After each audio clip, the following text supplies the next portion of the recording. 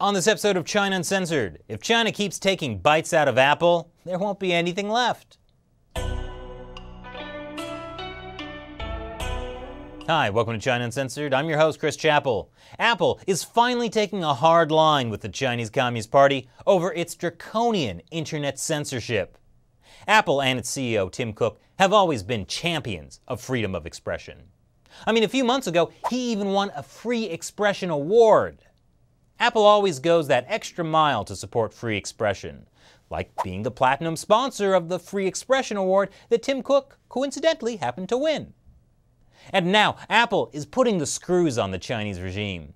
The CCP demanded Apple remove some of the apps in the App Store that let Chinese users go around Chinese internet censorship.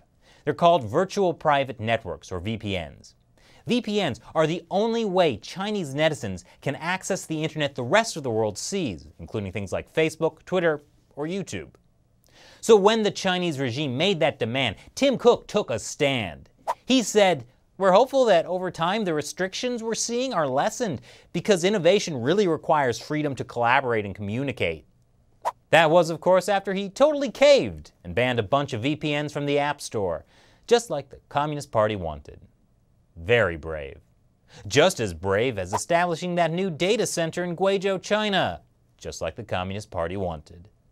That was in compliance with the new cybersecurity law. It will speed up Apple's service to Chinese customers, as well as totally freak everyone out, because it means Chinese authorities will also have access to data from Apple's customers in China. Now, Tim Cook has defended Apple's actions, following the same blueprint every company operating in China uses. The law is the law in China. Our product does more good in China than if we withdrew. Vaguely, softly worded hopes that the law will change someday, followed by complete subservience, just like the Communist Party wanted. Look, when Steve Jobs said, "Stay hungry, stay foolish," I don't think he meant stay stupid. Because over the years, Apple has been bending over backwards to please the Chinese regime in a desperate attempt to maintain its market presence in China. Almost 20% of Apple's revenue comes from China, which is too bad for Apple because, man, the Chinese regime is really trying to screw them. From bizarre fines, to smear campaigns on state-run media, to awarding this Chinese leather goods company the right to the iPhone trademark, the Chinese Communist Party is not making life easy for Apple. And for all Apple's efforts to make the regime happy, it's not working out for them. Apple's earnings dropped for the 5th straight quarter in a row. And it's thanks largely to losing out to local competitors that have state support, including some that stole technology and designs from Apple. Not that Apple isn't getting its just desserts. But Huawei has recently said it plans to surpass Apple at being the world's #1 smartphone manufacturer, as long as the world is fine with the security concerns that come with Huawei.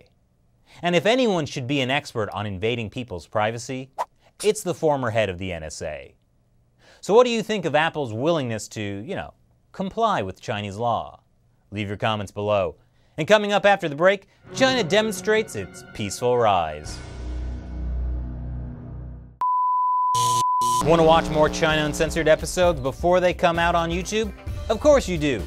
We put the full half-hour episodes on our website every Friday afternoon. Click the link now to visit ChinaUncensored.tv. See you there.